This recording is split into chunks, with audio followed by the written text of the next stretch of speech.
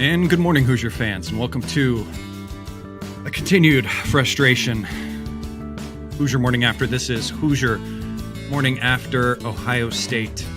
Last night, your Indiana Hoosiers go on to lose in overtime to Ohio State 80-69 in a final score that really doesn't tell the complete story because Ohio State kind of goes on a little bit of a run at the end there in overtime. But IU now sits at 16-10 on the season, 7-9 in the conference. Sitting on thin ice as far as tournament standings, and a lot of work that needs to be done. As an IU fan, it continues to be a thing where we love our program, we love our teams. We'll be here supporting our teams and doing everything we can, but equal and opposite to that love for our team is our hate for the month of February. February has proven to be a horrendous month for Indiana basketball, and hopefully there's good things ahead for the month for us. But as of right now, it's a scary time to be. Overall, I will say that I liked the effort I saw from the team in this game, and guys were really pushing and fighting for it. And we were right in there. Up 4 with 2:47 left, just two within that span of those last 5 minutes, 2 missed breakaways, one which was from Race, where I thought he might have been fouled, and that could have kind of expanded the lead a little bit. Then out of the timeout with about a minute or so left, just a horrible forced post pass from Race leads to a turnover.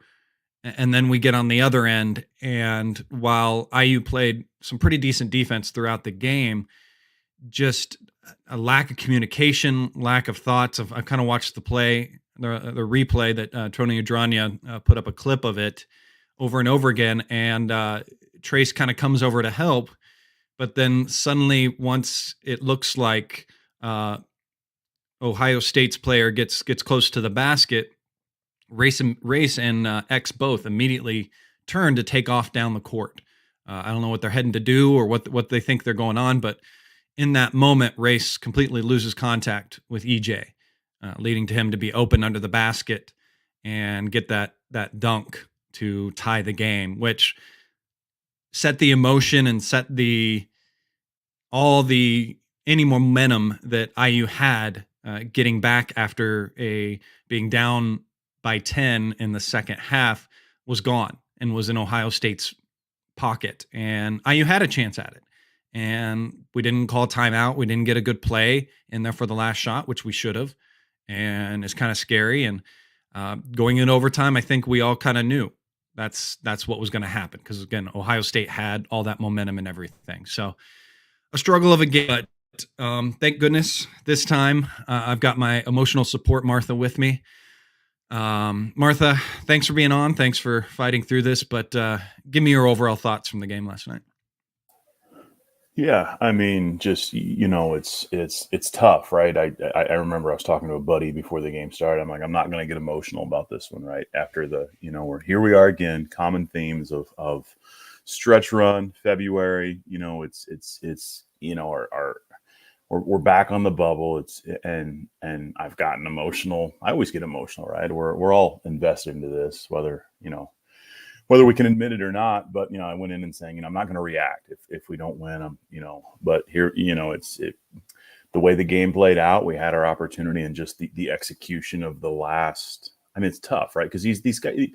You look at the situation, we've got a first-year head coach, but these guys have been around for a while, right? I mean, you look at the execution of the last minute, and these are guys that, aren't making plays that have been around for 3-4 years. So it's not, we get a lot of the, hey, it's his first year, be patient. And I think there's some truth in that, but there's also a whole lot of truth to we kind of are what we are, right? I mean, it's another February. We're fumbling down the stretch, and it's tough. So, last night's just another frustrating part of continued struggles of February. And until we prove we're anything different, it kind of is, we are what we are, right? So, we've obviously got an uphill climb to, I think 4 games left, 3 very winnable games, right? I think it's tough. It's going to be tough to go into West Lafayette and get a win, but I think we certainly have to, take 3 of the remaining 4 and put ourselves in a position to win a couple games in the Big Ten tournament if we want any type of chance to, continue into the postseason in the NCAA tournament. But it's just the fact that we're even having this conversation. We sit here in January, even early February, and we're like, man, we've positioned ourselves well, but if we can just take care of business, we'll be okay. And just to be sitting here again for the, 5th, 6th year in a row, it's just extremely, extremely frustrating. Yeah, and I think it's one of those things with this team, and I think the added frustration is the fact that you can argue with yourself in your own head just about anything on this team, and you can talk yourself out, like kind of what you said there. Out of any negative that you say, you can go, well, execution was bad, but we have veteran players that should be doing that, and maybe they will execute better. Or another situation is many games that we've had this season, we've had guys that are out that we could have used in these games.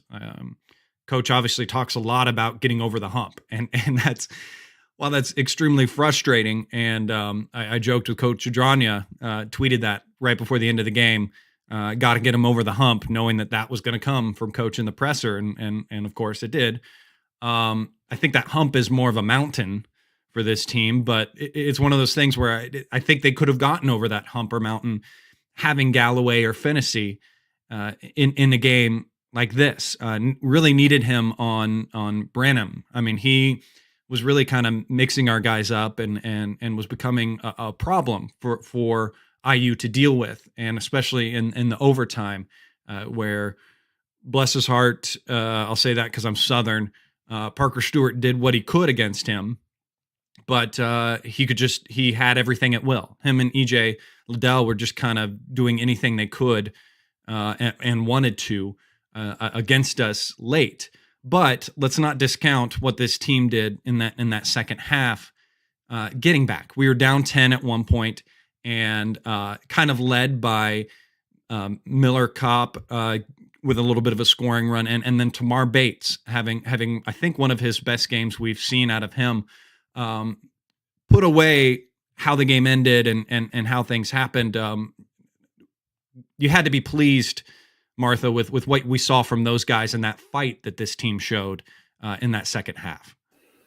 Oh, 100%. I think there was a time, leading up to about the 10-minute mark where you felt there was no hope, right? It's like, well, we come out of the second half and just like we always do, right? And look like we've, not made any adjustments. The other team's made all the right moves. We haven't, and, we're on our heels right away to see us fight back and really some of the guys, to your point, that were involved in that comeback, like, a guy like Miller Kopp, who we haven't mentioned a lot this year. I think his 7 points came all right there in a bunch, and he really was the main factor and part of that comeback. But yeah, and Tamar making some shots, some clutch shots, and seeing that he didn't have any fear to take those. And then, as much as X kind of struggled early on and forcing stuff, for him to go 10 for 10 from the line. I mean, we don't talk a lot about that. So there certainly were some positives, which I think in the end makes our inability to kind of close the deal even that much more frustrating, right? We put ourselves in a position to finally do something that we really haven't been able to do. Yeah, we won a couple road games, but like this is, we're winning at a ranked opponent. So yeah, I mean, yeah, a lot of good things, and I think that's what raises our emotion about the inability to close the deal at the end there. Yeah, and I think stepping back and kind of thinking about this game this morning, I try to searching for positives or looking at the positives that I see from this. One of the things that we have struggled with this year is to get good play or get contributions, I should say, out of our wing players, be it Parker, Tamar, Miller Kopp, and then even Leal was able to get in there and get some things going for us. And in a game where Trace Jackson Davis struggled to a degree, I think he got caught when he plays against teams that have big guys, like we've said many times, that are more physical and everything. He has troubles getting north-south against them, and he kind of gets a little more east-west and everything with the ball, and forces some of his shots and everything. But what we've needed in those situations is for our wing players to step up. And I think as a whole, that unit stepped up. And because of our injuries, we got a lot of minutes from Leal. Loved the minutes that he did. He didn't really do anything on the stat sheet that stood out, but he did a lot of those small things. He's always good with the ball in his hands. He's always making good passes. I think he had a steal or so. But as the commenters mentioned, they said he was in there once he got in there just to steal minutes, and then he ended up playing for 10 minutes. So it obviously wasn't just to steal minutes, which it was as a whole, but he was able to get some good minutes in there, but we didn't see him in the second half. But he's the kind of player that obviously IU fans love and is going to be the big future of this team. Just embodies everything on and off the court that you'd love to see. And it's good to see him get some meaningful minutes in a game like this. Talk about Leal and what you saw from him. Yeah, I think he's a guy. I remember back. I think it was the Nebraska home game where I think he either started or played a pretty significant role and was a real spark plug. I think it was our first conference game. So it's been a while, but we really haven't. I think he obviously played very sparingly, leading to up to last night. But he's a guy that when you saw that, he's like, okay, there's a guy that can come in and contribute in spots. And I felt overall he played pretty well. My one thing with him is like when he does get his opportunities, you're like, man, you really need to take a little bit more advantage in terms of. I think he missed 2 free throws, missed an open look from 3. Missed. I don't think he scored, but he had a couple opportunities to score. So he's a guy that, like, if he's going to come in and steal those minutes, it's like, man, just knock down one of those. Like you knock down that 3 or you hit those 2 free throws. That's the difference in the game. And I'm not pointing at that and saying that's the reason that we didn't win. I mean, because you could look at the box score and point that out anywhere. But there's a guy who his strength is being a shooter. So to see him come in and put up zeros across the board, 0 for 1 from the field, 0 for 1 from 3, 0 for 2 from the free throw line, it's like, man, if one of those stats is different, we could easily be in a different spot. So overall, love the fact that he got minutes. Thought he played pretty well, but just the other side is like, man, just put the ball in the basket when you have that look. Yeah, and I think it's with him and him getting in there. He's such a team player and wants to be the player to contribute to make the team better. But I think you kind of hit something there where I think he does need to be a little more selfish on that side too. Maybe that's not completely in his personality, as we've seen from him, but he needs to get more volume himself, and he does need to find some more shots. And I think that's what we saw from Tamar in this game. I think he had been a little bit more reserved in past games to take some shots himself and get things going. And I think he took it upon himself in this game to get a few more shots than you normally would. And again, while he ended with just 3 for 11 from the field, 1 for 4 from 3, it was a late 3-pointer. And all of his 7 points did come during that meaningful run in the second half and towards the end of the game to put IU up by 4. What did you think of Tamar's game? Yeah, I think, there were some clutch shots at some key times. I mean, he's a guy, we've talked about it. You and I have talked about it when we've done these shows. I mean, we've seen sparks of especially early in the season. You're like, man, and you can even go back as far as the trip to the Bahamas, which you were obviously at. I think we all walked away from that with some of the highlights, and whether you saw it in person or saw the film, be like, man, that guy has the potential to be a difference maker, something we haven't had in a while, a force on the perimeter, right? But it's just been, and I think we saw it early in the season, but as the season's progressed, it's just been very, very inconsistent. And, he went through some things, had to leave the team for, I think a family funeral and things like that. So, and obviously at the end of the day, he's a freshman, right? So there's going to be those hurdles, but he's a guy that I think we thought we would have seen a little bit more of those moments where, you're like, holy cow, that guy's going to be special. So And we've started to see it a little bit more lately. He started to get some of that confidence back. I remember the Illinois game that we were at. He hit a couple shots, and you could just tell. I remember him, looking at the Illinois bench. I think the Illinois bench was giving him some crap, and he's like, "You can't guard," something like that. But it was something you enjoyed seeing it, right? You knocked down a couple shots, and you could see that confidence start to come back a little bit. So, I think there's just been some hope amongst us that, here down the stretch run, you're like, here's a guy, love to see him get back to that early season form or regain that confidence and really end the season with some momentum. So, he missed some shots last night, but he also hit some shots at some key moments. And I think he made the shot to put us up 4 late. The one, and I don't know that this is necessarily directed at him because I remember him shooting it very, very late in the shot clock. But, when we're trying to, I think we were up 2, and trying to get a shot to go back up 4 before Ohio State got the ball and went back and got that wide open dunk. I think he had a step back 3 late in the shot clock. And again, not really directed at him. I think that was more a lack of any type of structured play on offense. But, it would have been amazing to see him knock that shot down, but just to have the confidence to take it. I think there's some encouraging pieces you can take away from that and his play across the duration of the game overall. Yeah. And Joel says he just doesn't get enough minutes, especially with the starting unit. I agree with that, Joel. And I think where that lacks and why we don't see him get those minutes is more in the realm of what coach favors. And I think he favors defense. Obviously he's proven that. And he'll put a guy in when you've got apples and oranges, when you're looking at apples and oranges. And if the apple plays better defense and the orange has better, but the orange has better offense, he's going to go with the apple hands down. And I think that's why we haven't seen Tamar Bates play in other games when we've had almost the whole entire squad available, because he's going to favor Trey Galloway over Tamar currently. Just because of those defensive things that Trey brings over Tamar. But that's not to say that he hasn't improved and Tamar's defense is bad, because he does have a really good or improved defense, I should say, overall. And then equally on the other side, Trey's offense, that's not to say that his offense is horrible, because it is also improved. So I think they're kind of a yin yang in that situation where they're almost parallel players, but on opposite ends.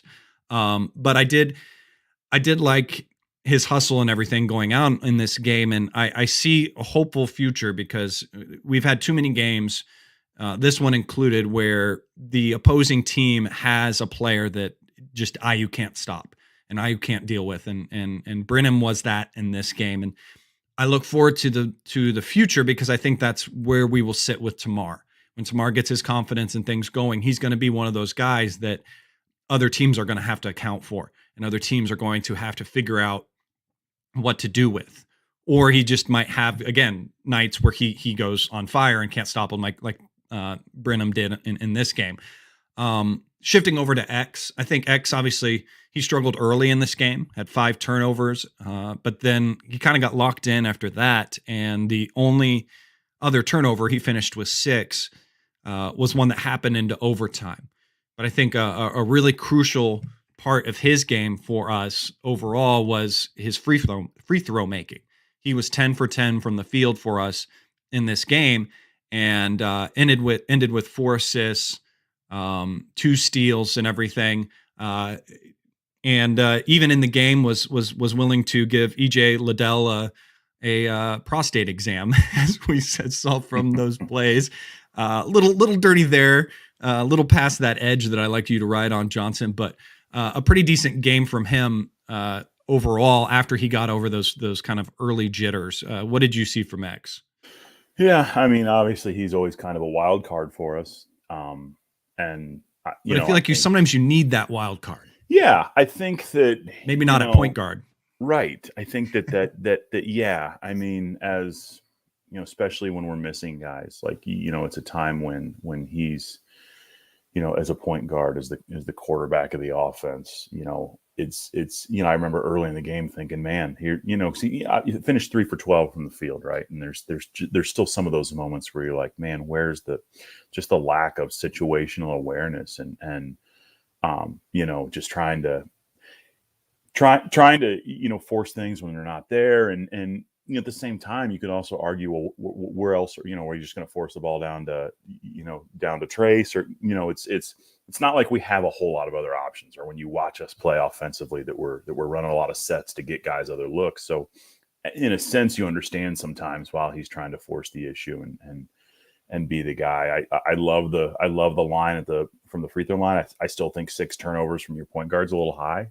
And then obviously the play with Liddell at the end was, you look back and kind of see the review of that and you're like, that's kind of a bad look, but kind of, I'm sure there's some frustration involved at that point. You could kind of see where the game was headed. So, but again, I thought overall he played pretty well, but at the end of the day, as the leader of the offense, it just wasn't good enough. I mean, there were plays to be made, plays to be had, and I don't think enough of them were made. And I think a little bit of that has to fall on him. Yeah. Yeah. And shifting to a little bit of a positive, trying to look at some numbers in this game. Second chance points, 17 off of 15 offensive rebounds. Now, Indiana throughout this season, I've seen a lot of times where we kind of give up on some offensive rebounds just because defense being such a focus, the guys are quick to want to get back and get settled and set on defense. So that was good to see. And obviously is what kept us in the game, was staying active and getting those second chance points and also leading them to get 12 turnovers as well. So those were good things on the numbers. One stat that if you're a regular listener of Hoosier Morning After, it's on your bingo card that I like to call out, is layups. And we were 4 for 15 on missed layups. Now, a lot of that is, again, we got fouled a lot on a lot of layups and everything. But again, that's something that has to be made. And that, again, accounts for some of Trace Jackson Davis's misses and stuff down below and his struggles when he goes against more physical big men going on. Any other stats that you saw that stuck out that you want to talk about? No, I mean, you talk about Trace a little bit, right? And as it's, when we go through these, whether it's, our 5th straight loss or, we're playing another game missing 2 key contributors, you wait for the game that he's just going to put us on his back. And, I remember his game against Ohio State at Assembly Hall. So I think you come into this one with high hopes that he's just going to be a guy that dominates. And, a lot, to your point, a lot of missed baskets around the right around the basket, right? Just in some that you look back on, and I remember thinking, man, we're leaving way too many points at the hoop, right? Even with the fouls included, yeah, we were fouled on some, but there were some that should have been finished. And just wait for that game that he's like, I remember thinking the same thing at Northwestern. It's like, okay, big guy, you're all American, put us on your back, let's get this done, right? And 13 points. 3 of 9 from the field, still a lot of missed free throws for the guy. I remember early on, before, I think towards the second half, that's when X started going on his role making 10. But there was a time where we were really struggling from the free throw line during that game. And that was, a lot of it was Trace missing free throws. So, I hate to pile on to the guy because I think a lot of people have, but just as your All-American, man, it just would be nice, to be able to just say, hey, take over the game for us, just get us over that hump. Coach Woodson always talking about getting us over that hump to the point where we're sick of hearing about it, right? And it's like, he's the guy that, like, okay, demand it, finish it, take care of business, and be the guy that gets us over this hump. This is your team. You're All-American. Get it done. And we just haven't seen it during this stretch. And that's the part that I think is frustrating to a lot of people is here's a guy that, even when Woody took the job, it's like, I want him back. We're going to work on his left hand, his outside shot. And just a lot of it looks like it has, just like everything else, right? Here we are another February where we're struggling again. A lot of what we're seeing is stuff that we've seen consistently over the last handful of years. So I think that's where we get a little bit frustrated. And I know I'm getting off track a little bit, but with Trace, it's just, decent stat line. But again, just, my expectation, especially these last handful of games, would just be, again, put us on your back. Let's get us over this hump. So just frustrating that we couldn't do that. Yeah, and I think with Trace, it comes from we saw some of that at the beginning of the season. Granted, again, it was in a non-conference and not the greatest of uh, opponents, but we saw him at least trying some of those outside shots, attempting to go to his right a little bit more. And I don't know if it's just what's ingrained in this team and these players, particularly going late into the season, where they're just getting tired. They're emotionally just drained and everything. Obviously, coming off 4 losses and going into this game, you're going to be affected mentally to a degree. I don't care what kind of mojo you think you have as coaches or next game up or anything mentality you think you can focus on. That's going to be weighing on your head. And I think that's kind of what we see from him going into the back stretch of this season, is that he just goes back on the lulls of the things that he knows he can do. And they are things that there are billions and billions of minutes of game film for teams to plan against. And I think that's why we see him struggle like he does, because teams can just go to their game plan with him and be against him. Now, again, I think this was a different game in the sense that the supporting players around him stepped up to kind of pull up some of that slack for him. And it needs to be one where if this is a common thread with these next 4 games moving forward, pull up your bootstraps even more than you already have them, Race Thompson, because it's time for you to be that guy and put this team on your back and carry him over the finish line. And Thompson needs to be that guy for us, and he can be that guy for us moving forward. And as we get into these last final games moving forward. Again, switching back and just closing off on Trayce Jackson-Davis, the last thing I want to say about him is that knowing what he is going to bring to the court and knowing that he's going to get fouled, he needs to stay aggressive, and he just needs to be better with those free throws. He can obviously make them. I don't know if he's getting tired, if he needs to change up his reps or what he's doing, but those free ones have to go in for him. And again, there's many different difference makers in this game that you can point to. That is obviously one of the bigger ones that should be corrected. Let me see. Any other players, excuse me, that you saw in this game? Any other moments that stuck out to you? Yeah, I mean, you mentioned race, right? And just I think for me the thing about race and that sticks out to me is just, I think leading up to the last, minute and a half of the game, he's a guy that he's typical race self, right? Just a guy that's given us his, 13 points, seven rebounds or 7 to 10 rebounds, something like that. But a guy, he's his typical double self, just a consistent guy. But then, it's going to be overshadowed by that last minute that, you see that snippet that you mentioned that I think Tony shared of X and Race leaving. I don't know whether they were heading back down the court or if they were trying to switch off onto somebody else, but regardless, it looked incredibly bad. And, EJ Liddell's wide open underneath the basket. And then you even go back a play previous to that, and Race, Race has been a pretty poor passer all season long. And his forced pass with, a minute and 10 seconds left down to Trayce, it's like, what are we doing there? It's like that. I mean, that turnover was massive, right? That's the look we get, and to throw it away right there. So it was kind of that's the thing that sticks out to me is like, here's a guy in his 4th year, 5th year, whatever, whatever, that he's a leader. He's a leader of the squad, and for him to not be able to execute those final 2 plays, the turnover, leaving the guy wide open to tie the game, it sticks out a little bit to me, right? It's again, we go back to Woody's comment of getting over the hump. You make one of those 2 plays, don't turn the ball over there. Maybe we get a better look and score. Stay on EJ, and maybe we defend the play, or at least foul him. He misses a free throw.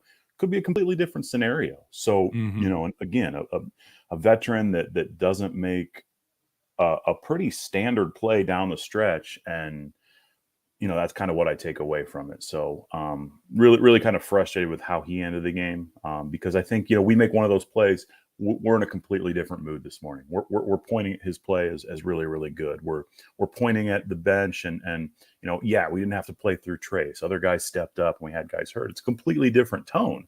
And that's what Mhm. makes it frustrating, right? Is we're right at the cusp of that hump, and we get in our own way once again, and in terms of our inability to get over that hump. So it's really, really frustrating. Yeah, it gives you hope, but also makes it sting a little bit more because that's been, I guess, a theme in many games this year. And I don't want to rehash ugly stuff, but there's so many games where you can point to a moment or two that would have gotten us over the hump. There's less losses in this season where I felt like we just gave it away or a team completely took it from us. More of them are ones where, oh man, if just this one or two moments just would have gone this different way, or we would have locked in on this or that, we'd have another win or so. So that gives me hope overall, and I like to step back and think of that as hope. And I think you bring up a good point there when you talk about take away that last 2 minutes of this game and reflect on not knowing the outcome of the game, what happened before then, and you'd be relatively pleased and a lot of good things to take from that. Now, it did end in a loss, and that is a thing, and the team needs to move on from here. And you mentioned it a little bit earlier that we've got 4 games, and we've got to take care of business in these next 4 games. Thursday, we play at home against Maryland, a very, very winnable game. Then we go to the barn against Minnesota on Sunday. Rutgers at home. Rutgers going on a bit of a swing, so that one's not going to be an easy one. We have to execute on that. Thank goodness it's at home. And then finish off against Purdue there at Purdue, which I hope we come with fire. I hope we compete with them, but I'm not very hopeful in that game moving forward. So some room for improvement, some room to still salvage something, but there's a little bit more of a press on all these games moving forward. Give me your closing thoughts on this one, and then at the end of your closing thoughts, then Martha, just pimp out obviously Hoosier ticket project for me. So your overall thoughts on this game? Yeah, I think I think we're all tired of being negative at this point. I know I sure am. It's like, I'm just ready to celebrate something, and it's been tough these last 5 games. I point a lot to the suspensions and how frustrating it's been since that point. And my hope is that in a perfect world we finish strong and we win 3 the next 4 and are able to get a Big Ten win and kind of back our way into the tournament a little bit. But like if we don't, I'll always kind of look back at that game, that Northwestern game, and be like, this is where, because you could go back to the Illinois game, but Illinois is really, really good. And they were, I don't think anybody beats them on that day, the way they were able to, I mean, you were there, we were both there. It's just like they weren't losing that day. No.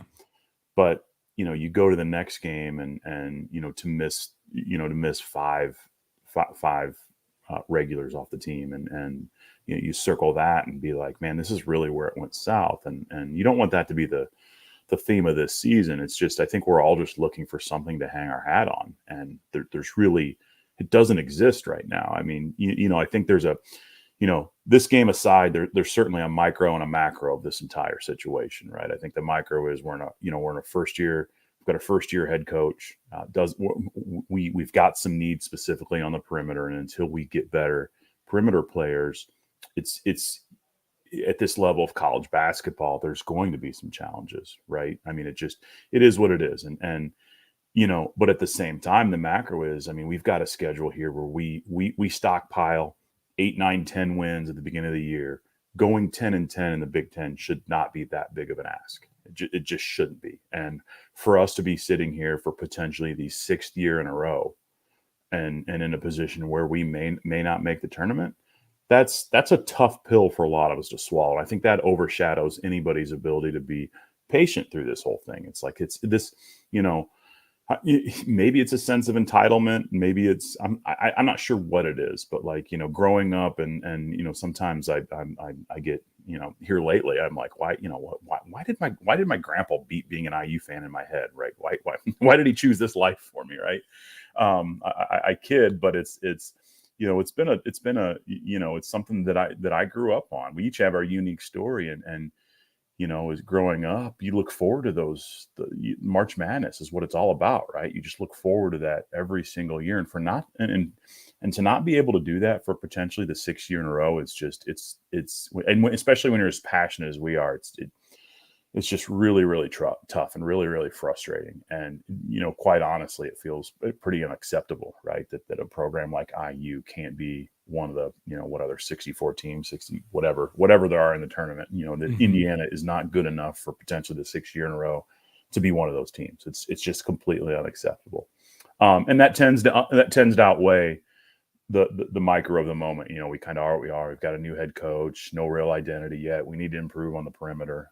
So it's tough. And the thing about it is that we've had, last night was a perfect example of us having a chance to put us in a position to erase kind of all that narrative. I think we're back well on the right side of the bubble if we get that win last night, and to be in a position with a minute and 10 seconds left up 4 to not be able to close the deal. It just adds fuel to the fire and onto a fan base that's like, here we go again, right? I mean, we've got such a negative reaction to anytime anything like this happens, because it feels like our new normal. And I just want to see us get over the hump. Like I said, it's like, it feels like Groundhog Day, but I'll be back tomorrow, right? We'll all be back tomorrow to do it again. And just hope that we can change the narrative down the stretch here with these. We've got an opportunity. Three I would call three games in a row that I think will be the favorite. It's not going to be easy to go up. Minnesota played us well in the first game. It's not going to be easy to go up there and get a win, especially with how we play on the road. And then obviously you mentioned Rutgers is playing as well as anybody in the league. I think Purdue handled them relatively easy, but they tend to do that with anybody that comes into Mackey. So. 3 opportunities for us to, put us in a position back on the right side of the bubble. And you mentioned Purdue, that's going to be a tough ask, but if we can get a first round win in the Big Ten tournament, I like our chances just with how the field lays out. So certainly still some opportunity, but we're doing ourselves no favors down the stretch. So that was a long answer, but I felt like I needed to get a little bit off my shoulders there. And this show is also therapy. It is. It's a therapy. So. But Hoosier Ticket Project on live and on Big Ten Network getting some airplay. That was great to see, seeing Josh and Amanda and John, is it? The third guy? Sorry, spacing on Jason. His name. Yeah, Jason. I knew it was a J. So great to see that. Pimp out where people can go, again, always to donate tickets and all that. Yeah, HoosierTicketProject.org. Been a phenomenal response to our launch, and I think the thing it speaks most to is just the, not necessarily the project, but the generosity of the fan base, right? I mean, it's the reason we continue to get all these opportunities to talk about the project, whether it's the Big Ten Network or local news stations, things like that, is because the response has been so great. And we don't have these opportunities without Hoosier Nation and IU fans contributing tickets, whether it's ticket donations, monetary donations. The response has been overwhelming and tremendous and all that stuff. So it's exciting. You can visit that website to learn more, and as we enter, we're almost to the point where we're ready to kind of take a step back and take a deep breath after this season, because the response has been so phenomenal. It's like, okay, what next, right? How do we ramp up to take this thing even to the next level and really start to kind of, put a strategy around heading towards football season. So it's been really, really exciting. None of us really expected the response we've gotten, but, I'd also like to take this opportunity to thank everybody that's been a part of it and made donations, whether it's tickets or monetary. So been pretty cool, and looking forward. I think we're just getting started and really looking forward to the future. Awesome. I know, Martha, you need to get going to your kids. So as I do this outro, you can pop out here. But again, overall, a game that was in our hands. And I continue to look at this season overall as it's year one. It's year one for Woody. He inherited a roster that had its flaws and had its struggles. And he went to the portal and he tried to find things, tried to find some answers, tried to find some things to get going. And some of that has struggled, and we've struggled to get that going. And I like where the program is headed overall. I have some concerns, obviously, with some of the things in game that Woody is doing, but he is learning as well. And he's learning in a very tough league. The Big Ten is not an easy league to be a first-time college coach. So he is going to have his struggles. This team is going to have their struggles. But as always, we need to be a fan base that is there to support. We can vent, we can be frustrated, and we can argue all we want on Twitter. But we need to have a one-day buffer. Then we need to put it down, put it aside, and be ready to cheer and be forceful the next game out. And I understand I'm preaching to the chorus. I know a lot of you listening to this are not like that, are not those fans that you see that are going to get apathetic and shut down and be completely negative for the rest of this season. But we just need to know and let these players know that we have their support. Despite the struggles, despite what's going on, that we're there for them and we're there to get them over the edge. And while we are criticizing them and we are the parent being disappointed, we still love you. We're still here to support you. And we just know that it's because of that love that we expect a lot. And we want a lot for you, and we want a lot for this program and this team overall. So brighter things on the future, I feel. And I am still hopeful for things overall as a program, and refuse to get too caught up in the negatives of the game-to-game situation, but hope for things on the horizon with a few players that we have on this bench to get things going, and the players that we have coming in will get things going for us. So that's going to do it for this edition of Hoosier Morning After. Thanks for tuning in, guys. Thanks for watching. I appreciate you. I appreciate you being here. I appreciate you getting up and listening. Joel and Nick, thanks for being here in the comments section and participating. Guys, that's great to see. I like to see guys having debates and everything while we go on with the show. Special thanks, as always, to Bob Thompson for producing the music you hear on the show. Don't forget to like and subscribe to the YouTube channel. You can also follow me on Twitter at General Chadwick. There you can find out more information about the show when I'm going to go live. But overall, guys, thanks for being here. Thanks for watching. Go out there, have a wonderful day, and as always, go Hoosiers.